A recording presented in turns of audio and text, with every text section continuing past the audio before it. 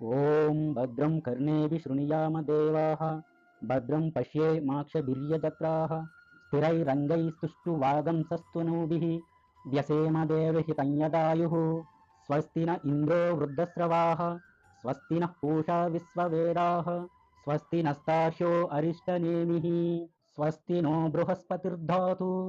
ఓం శాంతి శాంతి శాంతి. ఓం నమో భగవతే వాసుదేవాయ నమః. ఉపనిషద్ దర్శనం వచన పఠనం. అథర్వ వేదాంతర్గత ఉపనిషత్తులలో 22వది దేవ్యోపనిషత్.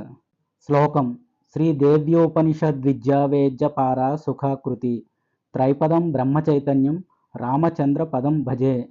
పూర్వం ఒకనాడు దేవతలంతా మహాశక్తి దగ్గరికి వెళ్ళి, ఓ మహాదేవి, నీవెవరు తల్లి, నీ స్వరూప స్వభావాలు ఏమిటి అని ప్రశ్నించారు. అప్పుడు దేవి వారికిలా సమాధానం చెప్పింది: దేవతలారా, నేను పరబ్రహ్మ స్వరూపిణిని. నా నుంచే ప్రకృతి పురుషాత్మకమైన ఈ జగత్తు మొత్తం సృష్టించబడింది. శూన్యం అశూన్యం, ఆనందం విషాదం ఇవన్నీ నేనే. విజ్ఞానం అవిజ్ఞానం, బ్రహ్మ అబ్రహ్మ కూడా నేనే. పంచభూతాలు అపంచభూతాలు, వేదం అవేదం, విద్య అవిద్య, అజను అనగా పుట్టిన దాన్ని, అనజను అనగా పుట్టని దాన్ని కూడా నేనే. ఈ అఖిల జగత్తుని నేనే. ఈ సృష్టిలో క్రింది భాగంలో, పై భాగంలో, మధ్య భాగంలో ఉన్నది కూడా నేనే. వసువులతో, రుద్రులతో, ఆదిత్యులతో, విశ్వే దేవతలతో నేను సంచరిస్తూ ఉంటాను. మిత్ర వరుణులిద్దరిని, అలాగే ఇంద్రాగ్నులని, అశ్విని దేవతల్ని నేను భరిస్తాను. సోముడు, త్వష్ణ, పూష, విష్ణువు, బ్రహ్మ, ప్రజాపతి అనే వారందరినీ ధరిస్తాను. యాగం చేయటం కోసం సంసిద్ధుడైన యజమాని కోసం ధనాన్ని ధరిస్తాను. నేను రాష్ట్రిని, వసువులకి సంగమాన్ని, దీని మూర్ధంలో పితరుల్ని కనేదానిని నేనే. ఈ విధంగా నేను వచ్చిన కారణాన్ని ఎవడు తెలుసుకుంటాడో వాడు సాక్షాత్తు నా దేవీ పదవిని పొందుతాడు అని చెప్పింది. దేవీ మాటలు విని సంతోషించిన దేవతలు, అమ్మా మహాదేవి, నీకు నమస్కారం. శివస్వరూపిణివి, ప్రకృతివి, భద్రవి అయిన నీకు నమస్కారం అంటూ ఇంకా ఈ విధంగా దేవిని స్తుతించారు. అగ్నితో సమానమైన వర్ణం కలిగింది, తన వేడితో నా శత్రువులందరినీ దహింపజేసేది, పరమాత్మ చేత దర్శించబడేది, కర్మఫలాలైన పశుపుత్రాదుల కోసం ఉపాసకుల చేత నిత్యం సేవించబడేది అయిన దుర్గాదేవిని శరణు వేడుకుంటున్నాము. ఆ తల్లి మా అజ్ఞానాంధకారాన్ని నశింపజేస్తుంది. వాగ్దేవి అయిన ఆ తల్లిని చూసి దేవతలు, ప్రాణులు, విశ్వరూపులు ఇలా అనుకున్నారు: ఆ దేవి మా అందరికీ అన్నాన్ని, బలాన్ని అధికంగా ప్రసాదిస్తూ ఎప్పుడూ మా దగ్గరే ఉండుగాక. కాళరాత్రి బ్రహ్మచేత స్తుతించబడేది, వైష్ణవి, కుమారస్వామి తల్లి, సరస్వతి, అదితి, దక్షుడి పుత్రిక, పావని అయిన జగన్మాతని శివుడు భార్యగా గుర్తించి నమస్కరిస్తాము. ఆమెనే మహాలక్ష్మిగా, సర్వసిద్ధుల్ని ప్రసాదించే తల్లిగా తెలుసుకుంటాము. అలాంటి మహాశక్తి స్వరూపిణి మా అందరికీ ప్రేరకురాలగుగాక. ఇక్కడ అదితి దక్షుడికి కుమార్తెగా పుట్టింది. భద్రులు, అమృత బంధువులైన సకల దేవతలు, కాముడు, కామకళ, యోని, వజ్రపాణి అయిన కుమారస్వామి, వాయువు, మేఘుడు, ఇంద్రుడు, గుహుడు వీరంతా మాయతో నీకు జన్మించారు. విశ్వమాత, ఆది విద్య అయిన ఈ తల్లే ఆత్మశక్తి. విశ్వమోహిని, పాశాంకుశాలు, ధనుర్బాణాలు ధరించిన మహాశక్తి. ఈమె మహావిద్య. ఈ విధంగా ఎవడు తెలుసుకుంటాడో వాడు సకల బాధల నుంచి విముక్తుడవుతాడు. అమ్మా భగవతి, నీకు నమస్కారం. మమ్మల్ని అన్ని వైపుల నుంచి రక్షించు. తల్లి, నీవే అష్టవసువులు, ఏకాదశ రుద్రులు, ద్వాదశ ఆదిత్యులు, విశ్వే దేవతలు, సోమ అసోములు, యాతుదానులు, అసురులు, రాక్షసులు, పిశాచులు, యక్షులు, సిద్ధులు, గంధర్వులు, సత్వరజస్తమో గుణాలుగా ఉన్నావు. ప్రజాపతి, ఇంద్రుడు, గ్రహాలు, నక్షత్రాలు, జ్యోతిష్యులు, కళ, కాష్టాలతో కూడిన కాలస్వరూపం కూడా నీవే. అలాంటి నీకు నమస్కరిస్తున్నాం.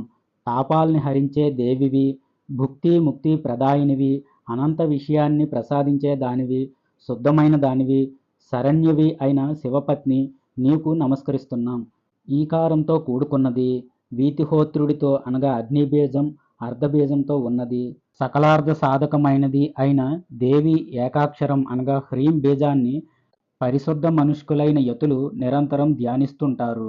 వాజ్మయి, బ్రహ్మ, భూమి ఆ పైన షష్టవక్రం, సూర్యుడు, వాముడు, శ్రోత్రబిందువు, సంయుత్యష్ణం, తృతీయంతో నారాయణుడితో కూడుకున్నది, వాయువు ఆధారంతో కూడుకున్నది, విచ్చే అని ఉండేది ఏదో దాన్నే దేవీ నవార్ణ మంత్రం అంటారు.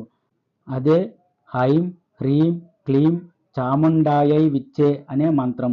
ఇది సాధకులకు మహదానందాన్ని ప్రసాదిస్తుంది. హృదయ కమలం మధ్యలో ఉన్నది. ప్రాతకాలంలో ఉదయించే సూర్యుడితో సమానమైన వెలుగు కలది. పాశాంకుశాలు ధరించి సౌమ్య వరద అభయ హస్తాలతో కలిగింది. 3 నేత్రాలతో విరాజిల్లుతూ ఎర్రటి వస్త్రాలు ధరించి భక్తుల కోరికలను తీర్చేది అయిన మహాదేవిని నేను సేవిస్తాను. మహాభయాల్ని నాశనం చేసేది మహాదుర్గాదేవి. మహాకారుణ్య స్వరూపిణి అయిన మహాదేవి దివ్య స్వరూపాన్ని బ్రహ్మాదులు సైతం తెలుసుకోలేరు. అందుకే ఆమె ఆజ్ఞేయ రూపిణి అని వ్యవహరించబడింది. ఆ దేవికి అంతం అనేది లేదు కనుక ఆమె అనంత అయ్యింది.